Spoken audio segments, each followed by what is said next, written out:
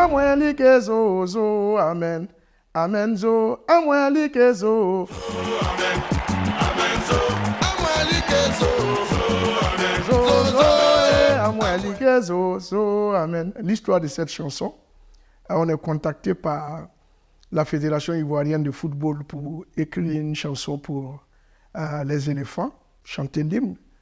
Et j'avais voulu tellement changer les choses. Pourquoi toujours chanter pour eux?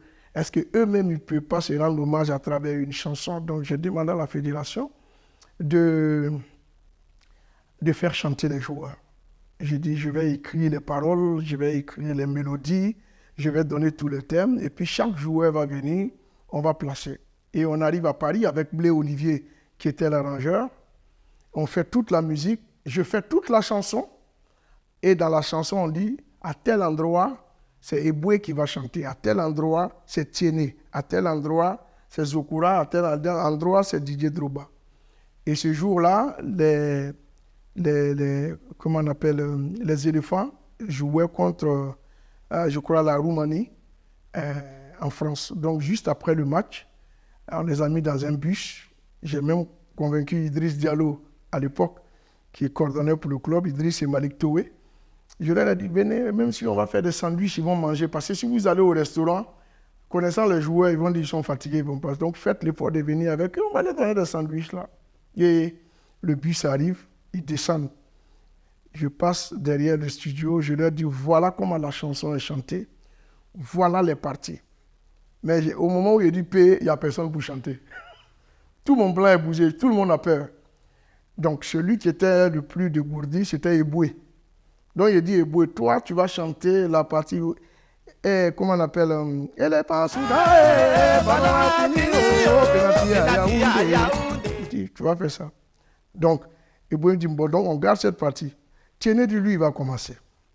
Donc Tiéné, lui, il vient, lui, il va commencer avec ce qu'ils ont commencé. Il dit, Capi, Didier Drogba, il dit, toi, tu vas faire quoi? Lui, il dit, il va faire, même s'il n'y avait pas d'argent, ça n'allait pas rentrer.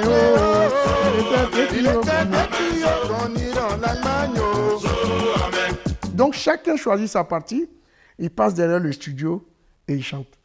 Mais il y a Zokora qui arrive. Il aime le show, il aime l'ambiance, mais ça ne rentre pas.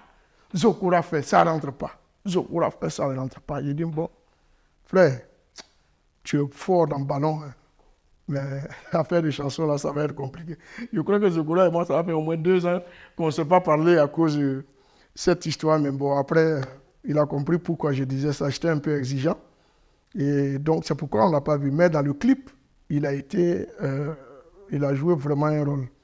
Mais pour dire que c'était tellement inutile, quand c'est fini, l'ambiance qu'il y avait dans le studio, tout ce qui a été filmé dans le studio c'est ce qui a fait l'ossature même du clip. Parce qu'il n'y avait que ça dans le clip. Et j'ai vu une équipe épanouie et souvent je me pose la question, est-ce qu'on pourra refaire ça un jour? Parce que c'était une grande équipe avec tous ces grands joueurs qu'il y avait, des joueurs de Chelsea, des joueurs de Liverpool, des joueurs de Manchester, des joueurs du PSG. C'était vraiment la grande époque.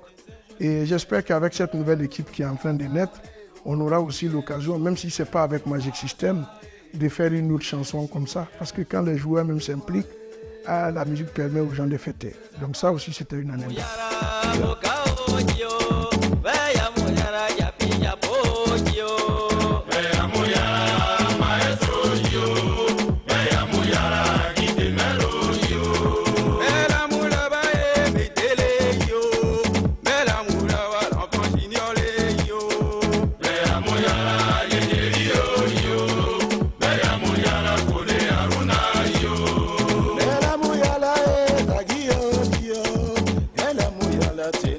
Go.